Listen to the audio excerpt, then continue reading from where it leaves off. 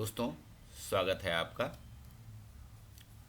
Government cadre में teachers के recruitment की एक अच्छी वैकेंसी आई है, जिसके बारे में हम आज चर्चा करेंगे। प्रायः सभी सब्जेक्ट में वैकेंसी है और मैक्सिमम एज 42 इयर्स तक रखा गया है। ये जनरल कैंडिडेट्स के लिए है और इसके साथ साथ जो कैटेगरी के कैंडिडेट्स हैं उनके लिए गवर्नमेंट के नियमों के अनुसार छूट भी दिया गया है, जो हम आगे चर्चा करेंगे। और मेल फीमेल दोनों तरह के कैंडिडेट अप्लाई कर सकते हैं इन पोस्ट्स के लिए। और ऑनलाइन एप्लीकेशन करनी है, ऑल इंडिया से एप्लीकेशन दी जा सकती है। तो जो खास बात है इस एडवर्टीज़मेंट के बारे में, उसकी चर्चा कर लेते हैं।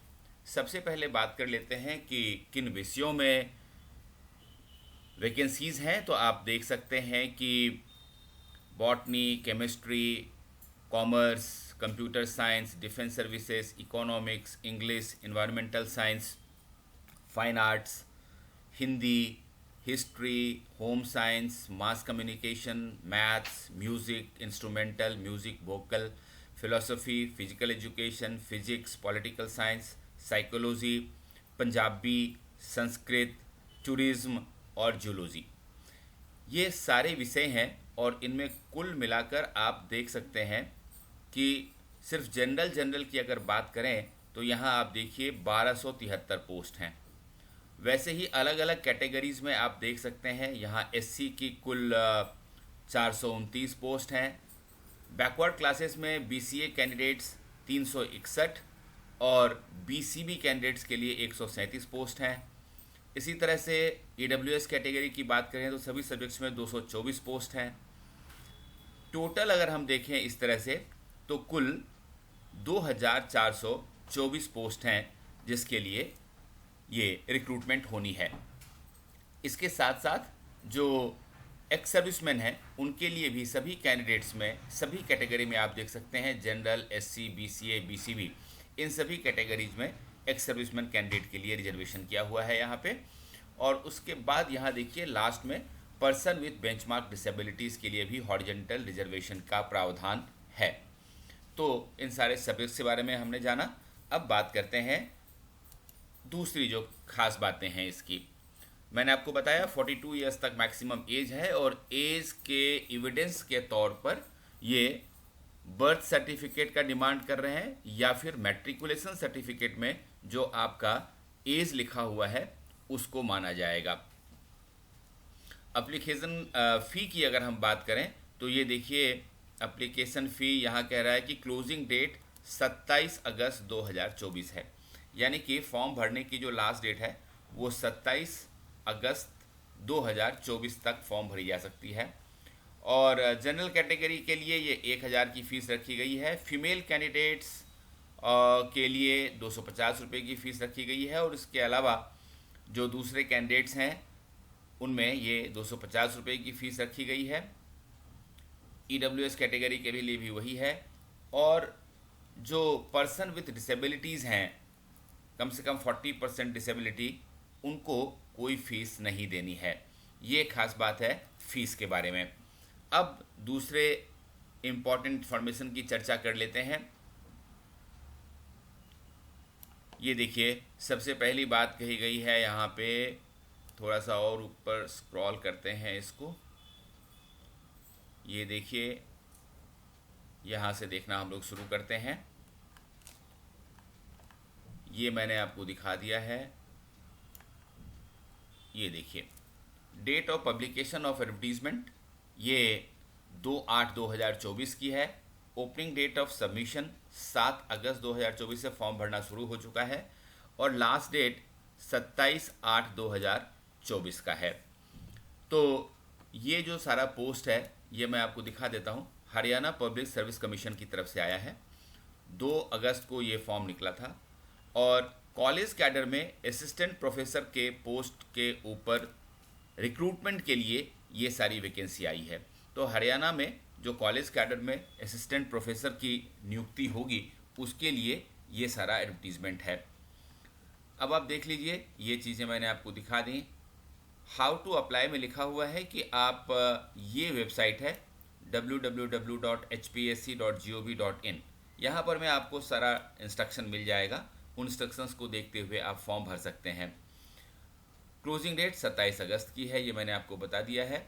और अगर किसी तरह का मदद आपको चाहिए तो उन्होंने एक फैसिलिटेशन काउंटर भी खोला हुआ है, जिसमें एक हेल्पलाइन नंबर दिया हुआ है 180018000431, या फिर आप ईमेल भी कर सकते हैं support-hpsc@hry.gov.in। केवल ये ध्यान रखें कि छुट्टी के दिन फ़ोन ना करें, वर्किंग डे के अंदर दिन फ़ोन करें, और 10 से 4 बजे तक ये हेल्प डेस्क आपके लिए खुला हुआ रहेगा। अब मैं आपको दूसरी चीज़ें बता दूं। एसेंशियल क्वालिफ़िकेशन, देखिए ये कह रहे हैं कि एसेंशियल क्वालिफ़िकेशन में असिस्टेंट प्रोफेसर के लिए सभी सब्जेक्ट में एक्सेप्ट फाइन आर्ट्स और मास कम्युनिकेशन को अगर छोड़ दें तो ये वाला good academic records with masters degree, MA की आपके पास डिग्री होनी चाहिए, मिनिमम 55% मार्क्स आपके पास होना चाहिए। हिंदी और संस्कृत का ज्ञान आपको होना चाहिए, यानी कि मैट्रिक स्टैंडर्ड तक आपने इसको पढ़ा होना चाहिए। इसके साथ साथ आपने नेट पास किया हुआ हो, ये ज़रूरी है। और अगर आप नेट पास नहीं हैं तो आपने पीएचडी ज़रूर की हुई हो। और पीएचडी के लिए ये जो रेगुलेशन है यूजीसी का, यूनिवर्सिटी ग्रांट कमीशन का, जिसमें है यूनिवर्सिटी ग्रांट कमीशन रेगुलेशन 2009 और 2016, इसके अकॉर्डिंग आपको पीएचडी अवार्ड होना चाहिए। ये मेजर क्वालिफिकेशन है इसका। फाइन आर्ट्स के असिस्टेंट प्रोफेसर के लिए अगर आप अप्लाई करना चाहते हैं तो आपका 55% मार्क्स तो मास्टर्स लेवल पे होना ही चाहिए। इसके साथ साथ हिंदी संस्कृत की जानकारी भी आपको होनी चाहिए। इसके साथ साथ नेशनल एलिजिबिलिटी भी आपको पास होनी चाहिए, या फिर आपने एमफिल किया हुआ हो। काफ़ी लंबा है ये पीडीएफ, तो इस पीडीएफ को हम अपने टेलीग्राम ग्रुप में डाल देंगे, और टेलीग्राम ग्रुप का जो हमारा लिंक है वो आपको डिस्क्रिप्शन बॉक्स में सबसे ऊपर मिल जाएगा। तो मैं सबसे अपील करता हूँ कि पहले आप उसको अच्छी तरह से पढ़ लें, समझ लें, और उसके बाद ही आप फिर अप्लाई करें। वैसे ही जो मास कम्युनिकेशन के लिए असिस्टेंट प्रोफेसर के लिए अप्लाई करना चाहते हैं उनके लिए थोड़ा अलग सा क्वालिफिकेशन है जो यहाँ पर मैं दिया हुआ है, उसको आप ज़रूर अच्छी तरह से देख और समझ लें। क्वालिफिकेशन प्रायः सभी का एक जैसा ही है, मास्टर्स में 55%, नेट या स्लेट। अब बात कर लेते हैं स्कीम या पैटर्न ऑफ एग्जामिनेशन की। तो सबसे पहले वेर एवर एप्लीकेबल, यानी कि हर जगह ये नहीं है, लेकिन जिस भी पोस्ट के लिए है वहाँ स्क्रीनिंग टेस्ट होगा, जिसमें कि आपको 100 नंबर का क्वेश्चन होगा, 2 घंटे का टेस्ट होगा, टोटल 100 मार्क्स का क्वेश्चन होगा, और सभी को इक्वल मार्क्स दिया जाएगा सभी क्वेश्चन को। ये ध्यान रखें कि 1/4 मार्क जो है वो रॉन्ग आंसर के लिए डिडक्ट भी किया जाएगा, यानी कि नेगेटिव मार्किंग भी है, तो इसका भी ध्यान रखें।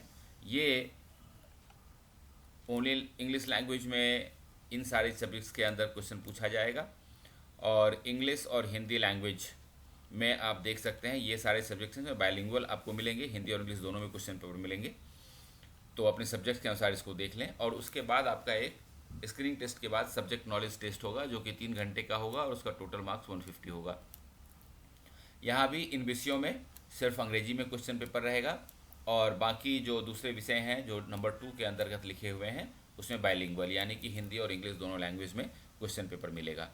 जब आपका इंटरव्यू हो जाए, इंटरव्यू के लिए जब आपको बुलाया जाएगा तो ये आप देख सकते हैं कि 12.5% का इंटरव्यू के लिए वेटेज होगा, और final merit list will be prepared by adding the marks of this subject knowledge test and interview. Screening test का मार्क्स नहीं जुड़ेगा, आपने कितना स्कोर किया है सब्जेक्ट नॉलेज में और इंटरव्यू में आपको कितने मार्क्स मिले हैं, उन दोनों को जोड़ करके फिर तैयार किया जाएगा आपका फाइनल लिस्ट। और अब बात कर लेते हैं सैलरी की। तो ये देखिए असिस्टेंट प्रोफेसर का सैलरी जो एकेडमिक लेवल पे 57,700 से शुरू होता है और मैक्सिमम 1,82,400 तक जाता है। इसके साथ साथ दूसरे जो अलग अलाउंसेस वगैरह होते हैं वो भी आपको इसके साथ मिलते हैं। तो कुल मिलाकर के आप देखेंगे तो स्टार्टिंग में लगभग 80,000 के आसपास असिस्टेंट प्रोफेसर की सैलरी बनती है। बाकी एलिजिबिलिटी कंडीशंस हम देख चुके हैं, तो आप अगर एलिजिबल हैं और फॉर्म भरना चाहते हैं तो ज़रूर भरिए और एग्ज़ाम की तैयारी कीजिए। All the best.